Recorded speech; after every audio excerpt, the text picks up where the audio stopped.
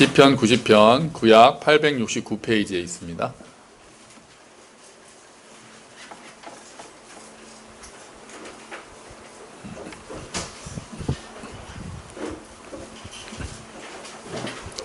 시편 90편 말씀 우리 1절 한 절만 읽어볼까요? 또 오늘 또 계속 같이 읽을 테니까요. 1절만 읽겠습니다. 시작. 주여 주는 대대에 우리의 거처가 되셨나이다. 아멘. 할렐루야. 네, 또 예배 오신 여러분 주의 이름으로 환영합니다. 또 흩어져서 예배를 드리시는 분들도 환영합니다. 지금 이게 수그러들지를 않아서 우리가 참 모이는 게 쉽지가 않고 하지만 우리 또 기도해 주신 대로 또 이 기회를 통해서 우리가 배우는 것이 있고 우리의 신앙이 또 침체되지 않고 또 이것을 통해서 어떻게 이 기회에 우리가 어려운 가운데서도 성장할 수 있을까를 고민하고 기도하면서 또 자라나야 될 줄로 믿습니다.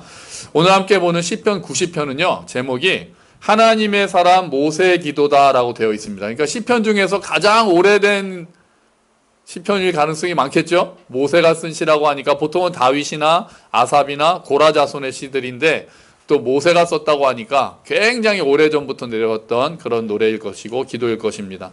모세의 이제 인생은 우리가 잘 알고 있죠. 파란만장한 인생이었고 요즘 우리가 금요일마다 출애굽기를 우리가 보고 있는데요. 40년을 이집트의 왕자로 살고 40년을 미디안의 목자로 살고 40년을 이스라엘의 지도자로 광야를 그 수많은 수백만의 이스라엘 사람들을 광야길을 인도한 모세님만큼 정말 그의 인생은 정말 아주 역동적인 삶이었고 어마어마한 하나님의 능력을 체험하기도 하고 하나님으로부터 직접 율법을 받아서 나눠준 정도로 이스라엘 역사상 가장 위대한 사람을 한 명 뽑으라면 저 같으면 모세를 뽑겠습니다. 뭐 예수님 빼고요. 모세를 이제 뽑게 되겠죠. 저는 이제 개인적으로 그렇습니다. 그러니까 모세가 어떻게 기도했는지를 보면 모세의 삶이 묻어나기도 하고 우리가 지혜롭게 모세의 기도를 우리가 같이 기도할 수 있을 줄로 압니다. 그래서 한번 우리가 무엇을 깨달아야 하고 어떻게 간구하면 좋겠는가를 우리가 오늘 보려고 하는 거죠. 자, 1절, 2절 우리 다시 한번 같이 읽어볼게요. 주여 주는 대대에 우리의 거처가 되셨나이다. 산이 생기기 전 땅과 세계도 주께서 조성하시기 전 곧 영원부터 영원까지 주는 하나님이시니이다. 아멘. 자, 모세는 먼저 하나님이 어떠한 분이신지에 대해서 이야기를 하면서 기도를 시작합니다. 우리가 보통 하나님을 부르는 게 항상 기도의 첫 번째잖아요. 그래서 우리가 하늘에 계신 우리 아버지 주기도문도 그렇게 시작하잖아요. 하나님이 어떠한 분이신가를 아는 것이 모든 지혜의 출발이고 모든 것에 우선합니다. 하나님이 시작이십니다. 자, 그래서 모세는 뭐라고 이야기를 합니까?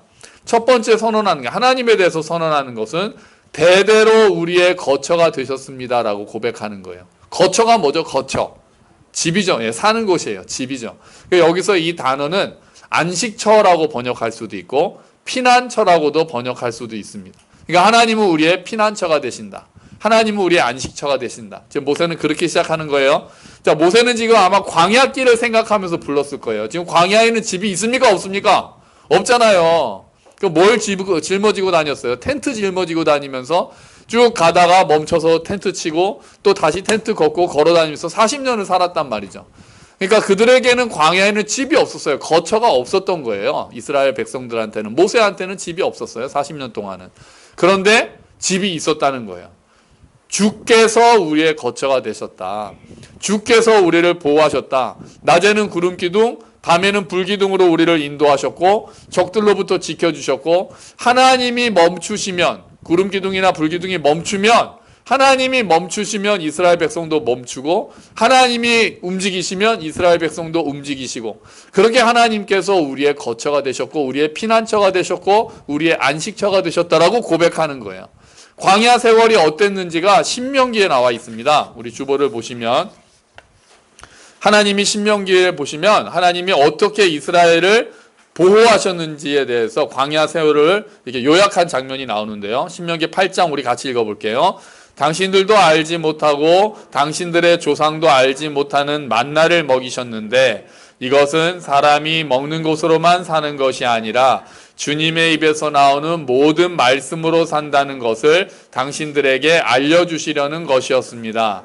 지난 40년 동안 당신들의 몸에 걸친 옷이 헤어진 일이 없고 발이 부르튼 일도 없었습니다. 아멘. 이렇게 지켜주셨다는 거죠. 하늘에서 만나를 내려주시고 메추라기를 보내주셔서 먹이시고 옷도 헤어지지 않았대요.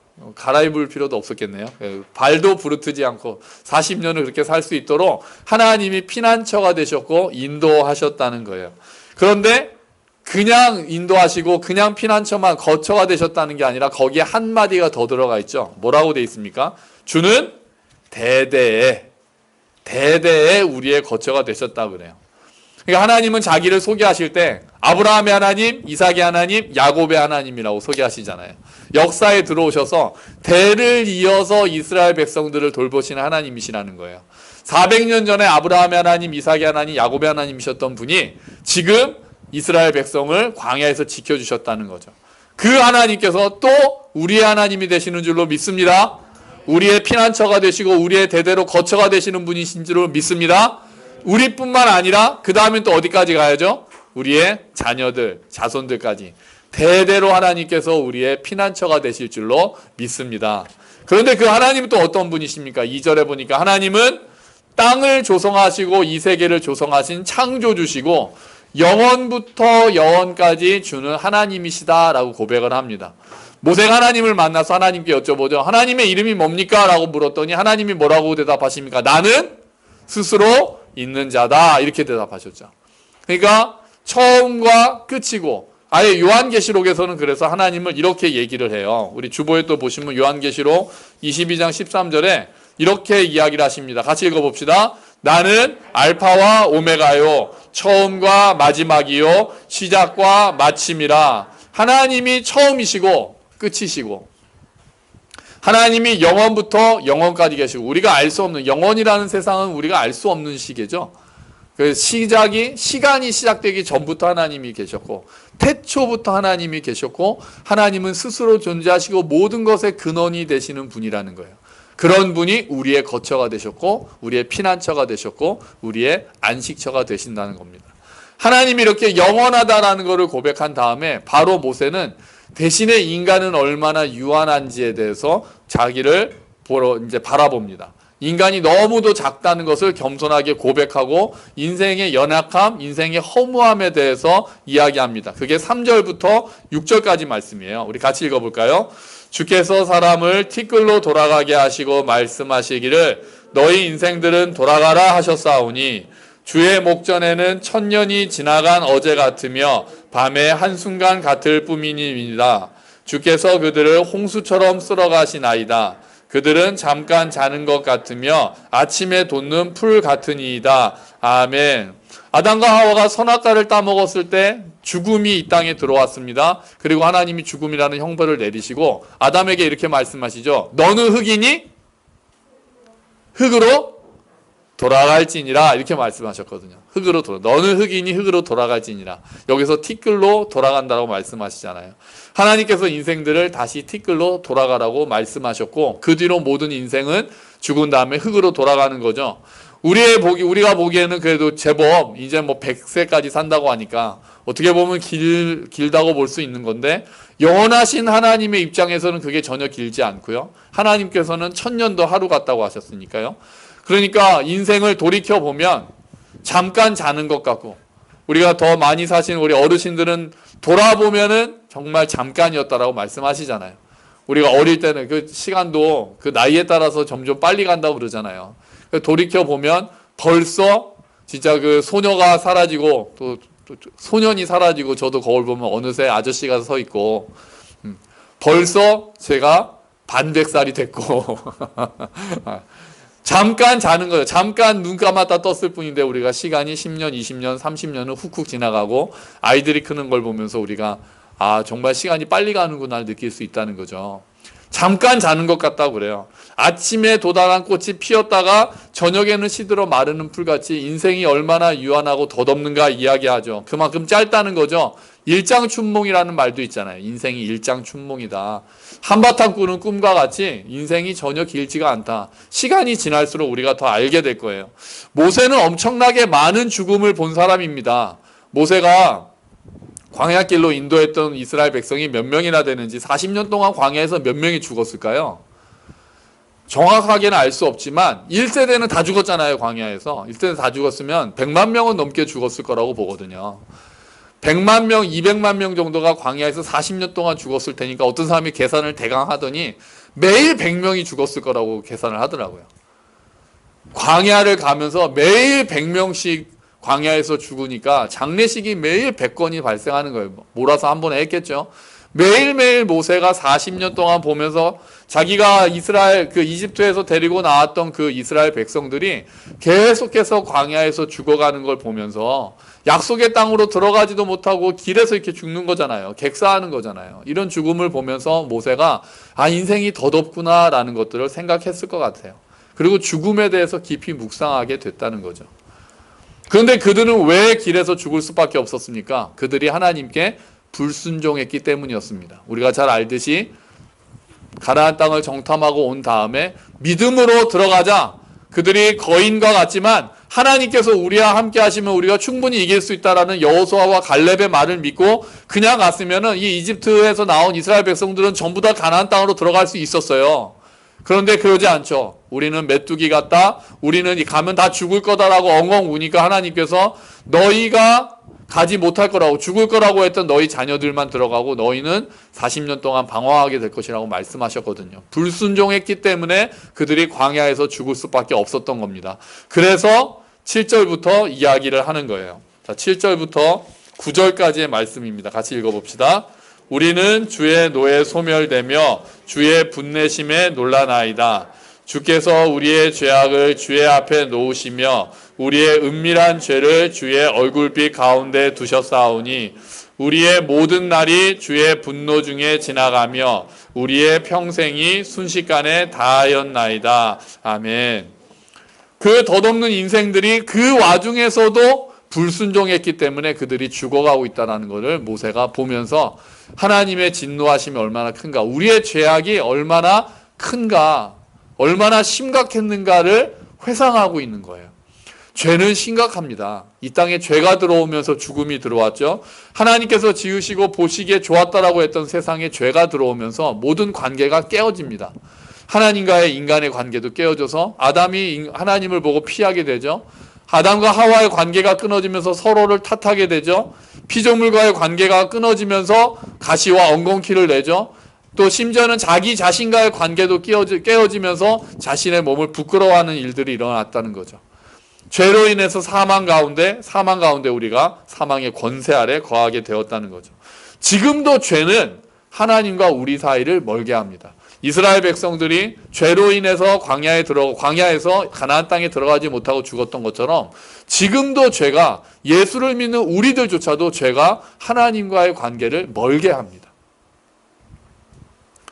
은밀한 죄도 하나님 앞에 다 드러난다고 하잖아요. 우리가 은밀하게 지은 죄도 다 드러나고, 우리가 마음속에 있는 죄조차도 하나님께서는 이미 다 보고 계시고 알고 계시잖아요. 하나님은 거룩하시기 때문에 죄를 가볍게 보시지 않으십니다. 물론 우리는 십자가로 인해서 모든 죄를 용서받았어요.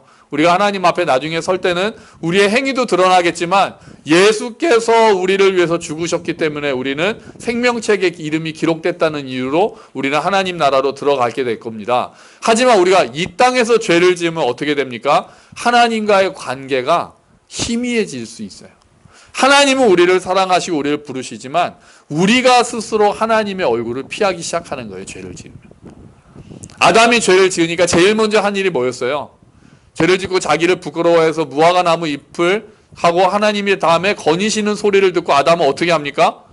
피하죠. 하나님의 낯을 피해서 숨습니다.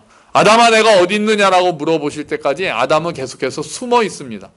그런 것처럼 우리가 스스로 하나님을 피하게 돼서 하나님과의 관계가 희미해질 수도 있고, 사람과의 관계도 우리가 죄를 지으면 그 열매들이 맺혀지는 거예요.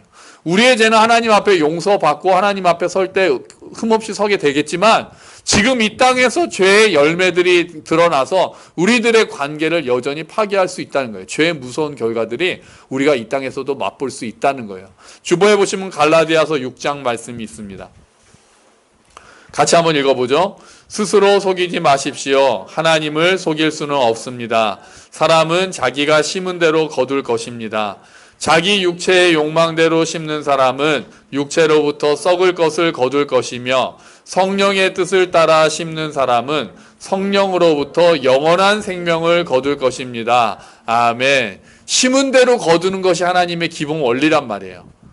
성령을 따라 심으면 영원한 열매를 얻고 육체를 따라 심으면 육체로부터 썩을 것을 얻는 게 하나님의 원리라는 거죠. 우리가 모두 죄로 인해 생겨난 고통과 상처를 알잖아요. 잘못된 것들을 심어서 죄의 씨앗들을 심어서 생긴 열매들을 알잖아요. 다른 사람 때문에 여러분 상처 받으셨잖아요. 고통을 당하시잖아요. 마음이 상하시잖아요. 반대로 나 때문에 어떤 사람이 상처받고 어떤 사람이 고통받고 어떤 관계들이 어그러지는 경우들이 있다는 거죠. 죄의 열매들이 드러나는 거예요. 우리가 이 땅에서 잘못 심은 씨앗들 때문에 그 열매들로 인해서 세상이 악해지고 코로나 바이러스도 결국 인간이 죄를 심어서 자기의 한계를 넘어버리고 하나님께서 지으신 경계를 무너뜨리고 피조물들을 우리가 착취하고 그런 씨를 뿌린 것들이 지금 돌아온다라고 우리가 성찰하고 있잖아요. 우리가 이 땅에서 짓는 죄들, 그 씨앗들이 열매를 맺어서 심은 대로 거두게 하시는 하나님의 원리를 우리가 체험하고 경험할 수 있다는 거예요. 그렇기 때문에 지혜로운 사람은 어떤 사람입니까? 하나님 앞에서 죄를 먼저 회개하는 사람이 지혜로운 사람입니다. 가장 지혜로운 사람은 잘못했을 때 하나님 앞에 와서 돌이키고 하나님 앞에 와서 엎드리고 죄를 지은 것들을 회개해서 하나님과의 관계를 회복하는 사람이 가장 지혜로운 사람입니다.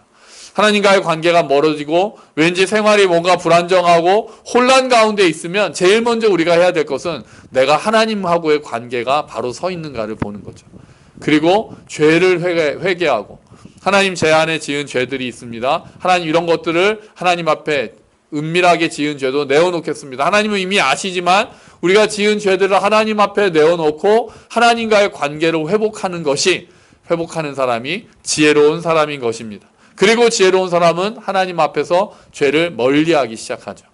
하나님 앞으로 빨리 돌아오고 죄를 멀리해서 우리의 마음과 생각과 감정을 더럽히는 것들을 피하게 되죠. 그럴 때 우리의 삶이 하나님 앞에서 중심을 잡고 쫙 안정되게 갈 수 있는 겁니다. 그렇게 고백을 하고 우리의 죄 때문에 우리의 불순종 때문에 우리가 광야에서 죽을 수밖에 없었다라고 생각하니까 모세가 다시 인생을 정리합니다. 그게 10절이에요. 우리가 10절은 많이 보는 장례식에서 특히 많이 읽는 구절인데요. 10절 읽어봅시다. 우리의 연수가 70이요 강건하면 80이라도 그 연수의 자랑은 수고와 슬픔뿐이요 신속히 가니 우리가 날아가나이다. 아멘. 우리의 연수가 70이요 강건하면 80이다. 그 시대는 80만 해도 엄청나게 이제 오래 산 거니까요. 지금은 100세 시대니까 우리의 연수가 80이요 강건하면 100세다 이렇게 하겠지만 하나님의 영원하심에 비하면 그게 짧잖아요. 큰 차이가 없죠. 그 연수의 자랑이 없다라고 그래요. 수고와 슬픔뿐이라고 이야기해요. 이게 광야를 걸었던 이스라엘 백성들을 생각해 보세요. 불순종했기 때문에 약속의 땅에 들어갈 수 없다라는 것들을 알면서 그 길을 고통의 길을 걸었던 이스라엘 백성들의 입장을 생각하면 수고와 슬픔밖에 없었다라고 볼 수 있겠죠. 그리고 그 70년, 80년, 100년이라는 세월도 돌이켜보면 아까 인생은 잠깐 자는 것처럼 보인다는 것처럼 신속히 날아간다라고 이야기할 수밖에 없을 거예요. 우리의 삶은 어떻습니까? 우리의 삶이 돌이켜보면은 수고와 슬픔이 너무 많은 삶이라고 또 고백할 수 있지 않겠습니까? 그래서 우리 어르신들은 다 존경받으셔야 돼요. 존경받으셔야 돼요, 진짜. 얼마나 많은 수고를 하셨고 얼마나 많은 슬픔을 또 겪으셨습니까? 물론 우리의 삶 가운데 기쁨도 있죠. 또 행복도 있죠. 하지만 수고와 슬픔도 참 많잖아요.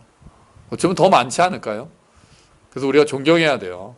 존경해야 되고 또 우리 자녀들은 부모님을 존경해야 되고 할아버지 할머니는 특히 더 존경해야 되고 그 세월 동안 하나님과 동행하면서 쌓아왔던 그 걸음걸음 그 거리들 또 그 눈물들 그 눈물의 기도들을 생각하면 우리가 존중하고 우리가 존경해야 마땅합니다. 많은 슬픔을 다 견디셨으니까요. 그렇게 인간이 얼마나 유한한지 얼마나 부족한지 또 얼마나 연약한지를 고백하고는 모세가 지혜를 달라고 간구해요. 하나님께. 지혜를 달라고 간구하는데요. 하나님 저에게 지혜를 주십시오.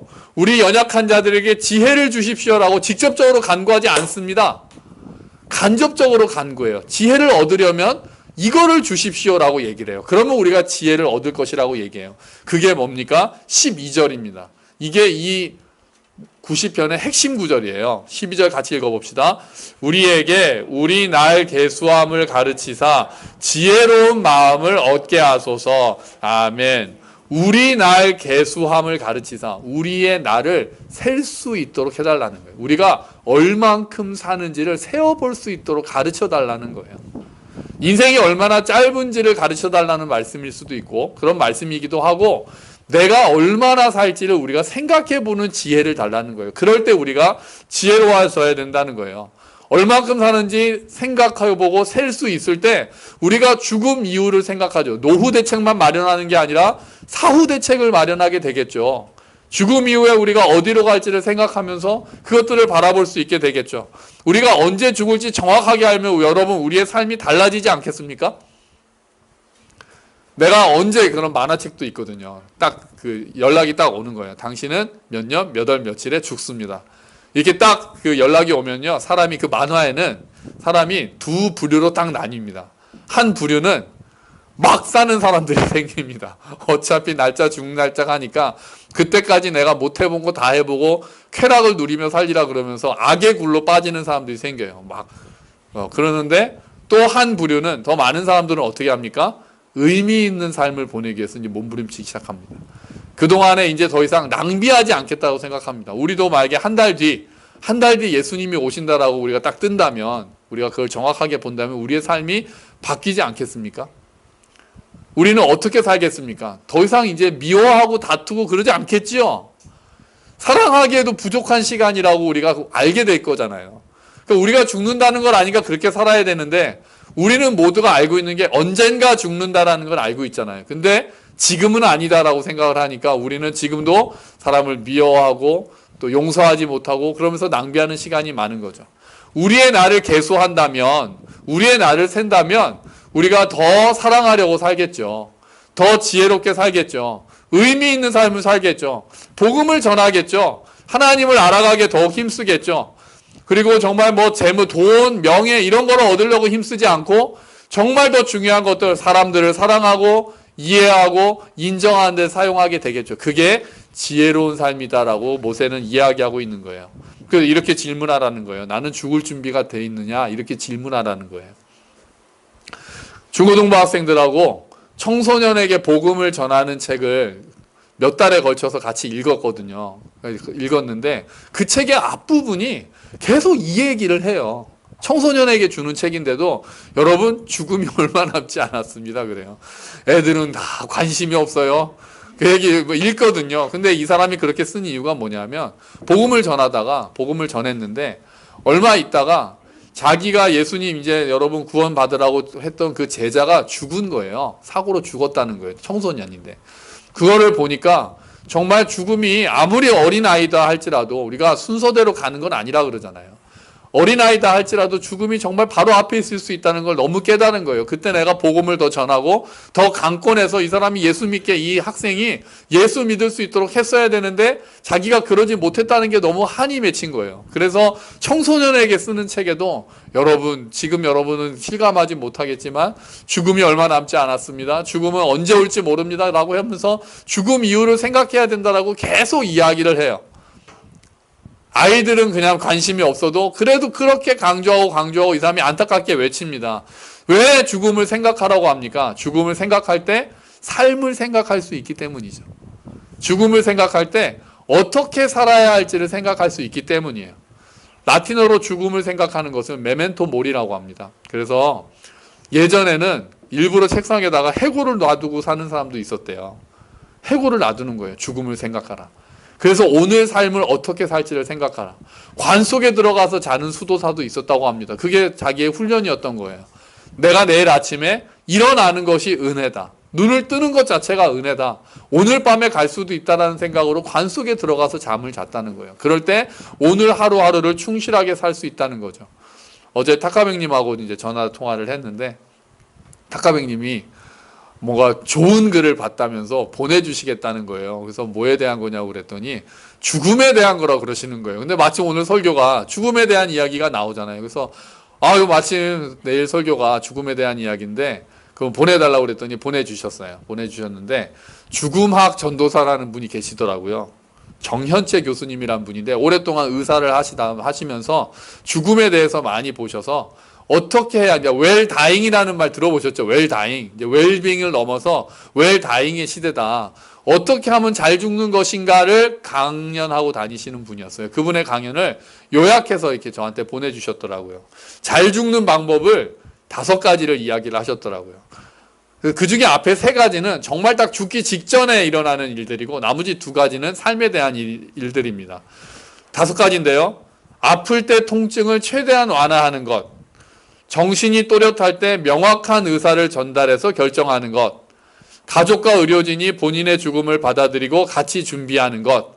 이게 일단 잘 죽는 방법이에요. 이거는 우리가 아마 아프거나 해서 죽음 직전에 했을 때 생각해야 되는 거겠죠. 그러니까 미리 숨기지 말고 다 받아들이고 이야기하고 정확하게 내가 어떻게 하겠다고 결정하고 통증은 완화하지만 내 죽음을 준비하는 것이 잘 죽는 방법이겠죠. 근데 2가지는 더 길게 보는 거예요. 뭐냐면 삶을 훌륭하게 마무리하기 위해서는 갈등을 해소하는 것, 이렇게 얘기합니다. 갈등을 해소하는 것. 그리고 마지막이 죽기 전에 다른 사람들에게 기여해서 온전한 인간으로서 스스로 만족감을 느끼는 것. 다른 사람들을 도와주는 것. 다른 사람들을 사랑하는 것. 그게 잘 죽는 법이다라고 강연을 하셨다는 거예요. 잘 죽으려면 그러니까 어떻게 해야 되는 겁니까? 잘 살아야 되는 거예요. 잘 죽기 위해서는. 그게 지혜로운 사람인 거예요. 자기의 날들을 계수하고 내가 언제 죽을지 모른다는 것, 곧 죽을 수도 있다는 것, 인생이 짧다는 것을 셀 수 있는 사람이 지혜로운 마음을 가지게 되고 오늘 하루를, 하나님이 주신 오늘 하루 선물을, 오늘 현재를 아름답게 충실하게 살 수 있다는 거예요. 죽음을 생각하고 주어진 날들을 충실하게 사는 것이 지혜로운 마음이다라고 모세는 그 마음을 달라고 간구하는 거죠. 그리고 나서 모세는 엄청난 간구들을 하나님 앞에 쏟아놓습니다. 지금까지 지혜를 달라고 한 다음에 인간이 연약하고 유한하다고 얘기한 다음에 그 다음에 많은 간구를 합니다. 그게 13절부터 17절까지 말씀이에요. 우리 한번 같이 읽어봅시다. 여호와여 돌아오소서. 언제까지니까 주의 종들을 불쌍히 여기소서. 아침에 주의 인자하심이 우리를 만족하게 하사 우리를 일생 동안 즐겁고 기쁘게 하소서. 우리를 괴롭게 하신 날수대로와 우리가 화를 당한 연수대로 우리를 기쁘게 하소서. 주께서 행하신 일을 주의 종들에게 나타내시며 주의 영광을 그들의 자손에게 나타내소서. 주 우리 하나님의 은총을 우리에게 내리게 하사 우리의 손이 행한 일을 우리에게 견고하게 하소서. 우리의 손이 행한 일을 견고하게 하소서. 아멘. 첫 번째 간구는 우리를 불쌍히 여겨달라는 거예요. 우리가 이렇게 작은 존재고 우리가 이렇게 연약한 존재고 정말 풀같이 금방 지나가는 존재니까 우리의 나를 세게 해주시고 그리고 우리를 불쌍히 여겨달라고 해요. 우리가 자꾸 죄로 인해 넘어지는 존재라는 걸 고백하고 우리의 연약함을 보아달라고 기도하는 거예요. 모세가 첫 번째 간구하는 건 불쌍히 여겨달라는 거예요. 이 기도 많이 해야 됩니다. 우리도. 주님 우리를 긍휼히 여겨달라는 기도 우리도 많이 해야 합니다. 불쌍히 여겨달라는 기도 저도 딱 자리에 앉으면 이 기도가 제일 먼저 나옵니다. 주여 우리를 불쌍히 여겨주시옵소서. 어려움에 이게 닥치고 나니까 코로나 시대가 되니까 계속해서 반복해서 하는 기도는 이것밖에 없습니다. 주여 우리를 불쌍히 여겨달라고. 우리가 얼마나 연약한지를 깨닫고 나면 이렇게밖에 기도할 수 없는 거예요.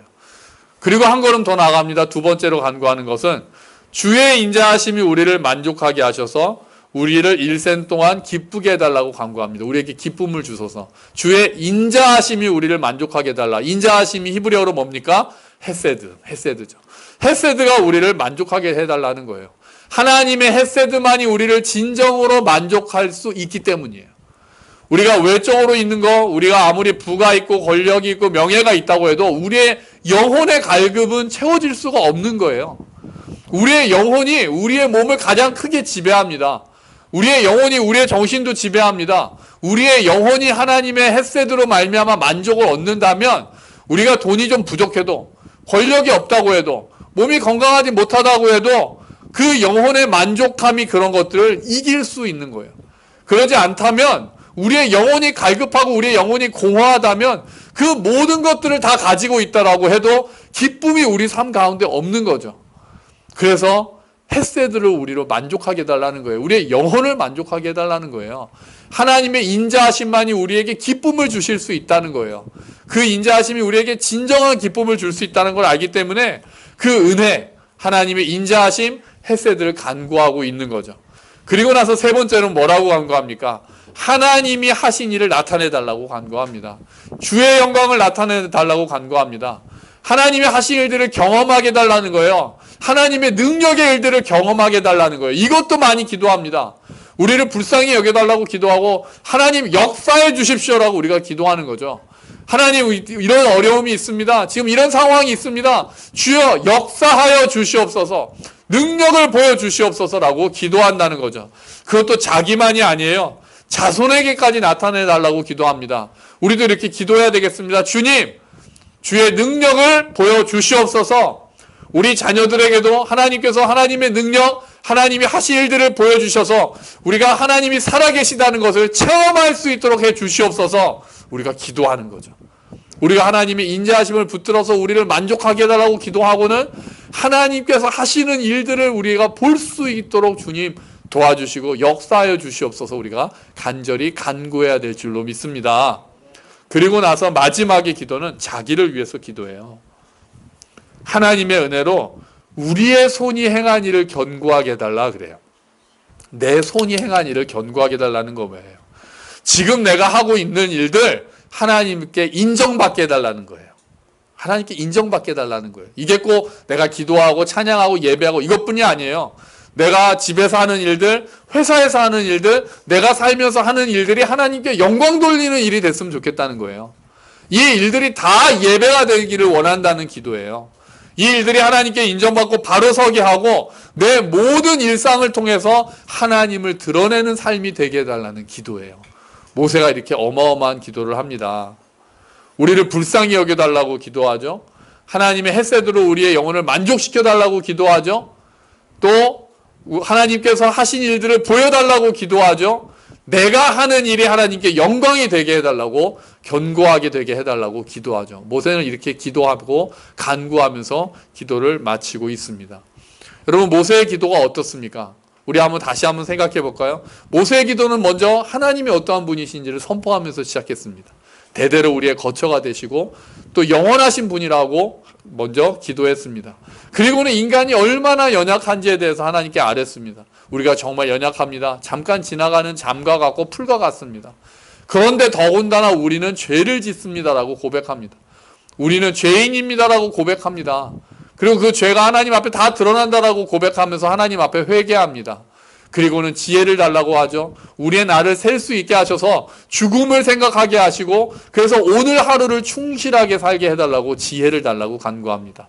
그리고 여러 가지를 간구하죠. 우리를 불쌍히 여겨달라고, 또 하나님의 지혜로, 하나님의 인자하심으로 우리를 만족하게 해달라고, 하나님의 하신 일들을 우리에게 보여달라고, 그리고 우리의 하는 일들이 하나님의 기쁨이 되게 해달라고 모세는 간구하고 있습니다. 모세의 기도는 우리가 얼마나 보잘것없는 존재인지를 하나님 앞에 겸손하게 인정하는 것으로 시작했습니다. 그리고 하나님이 얼마나 크신 분인지를 기억하는 걸로 시작했습니다. 그리고 우리가 보잘것없고 연약하지만 무한하신 크신 하나님 안에 있을 때 우리가 의미 있는 존재가 된다는 것을 모세는 보여주고 있습니다. 우리도 겸손하게 하나님 앞에 엎드리고 이 기도대로 하나님 앞에 기도하고 간구하면서 정말 하나님의 인도하심을 따라 사는 저와 여러분이 되시기를 주의 이름으로 축원합니다. 아멘. 우리 같이 기도하겠습니다. 하나님, 우리는 풀과 같은 연약한 존재입니다. 하지만 우리가 하나님의 인자하심, 대대로 우리의 거처가 되신 하나님을 붙들고 살겠습니다. 주여, 우리의 영혼을 만족하게 해주시고 하나님의 하시는 일을 나타내 주시고 우리의 일을 견고하게 하여 주시옵소서. 우리 함께 기도하겠습니다.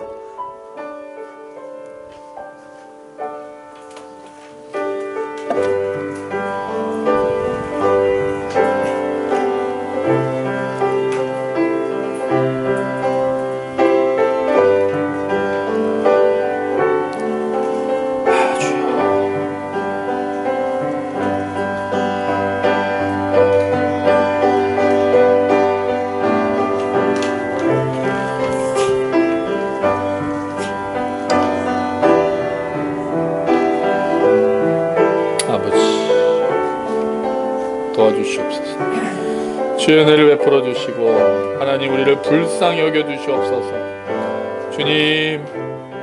주님의 인자하심으로 우리의 영혼을 만족시켜 주시옵소서. 주의 하신 일들 나타내 주시옵소서. 우리의 일을 견고하게 하여 주시옵소서. 우리의 연약함을 아시는 주님 불쌍히 여겨 주시옵소서. 오 주여 은혜와 함께 주시옵소서.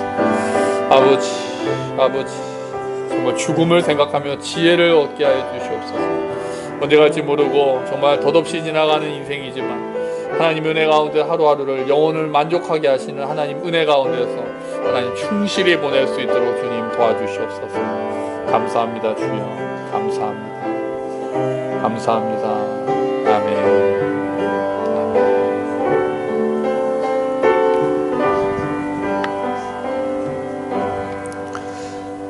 하나님, 위대한 사람 모세의 기도를 통해 우리의 기도와 노래를 돌아봅니다. 주님, 우리가 덧없이 지나가는 인생이고 짧은 인생임을 기억하게 하여 주십시오. 죽음을 생각할 수 있어서 우리가 지혜롭게 될 수 있도록 죽음을 생각해서 죽음 이후의 삶을 생각하고 이 땅에서의 삶을 하루하루 은혜 가운데 충실히 지낼 수 있도록 주님 도와주시옵소서. 하나님 우리를 불쌍히 여겨주시옵소서. 우리의 영혼을 만족시켜 주시옵소서. 하나님이 하신 일들을 보여주시옵소서. 우리의 삶이 하나님께 영광이 되고 예배가 될 수 있도록 주여 은혜를 베풀어 주시옵소서. 우리가 연약하지만 하나님의 무한하신 능력으로 무한하신 은혜로 우리의 대대의 거처가 되신 하나님을 의지함으로 하루하루를 충실히 살고 주의 은혜 가운데서 주님을 따라갈 수 있도록 주여 은혜를 베풀어 주시옵소서. 감사합니다. 주님 이 모든 말씀 예수 그리스도의 이름으로 기도합니다. 아멘.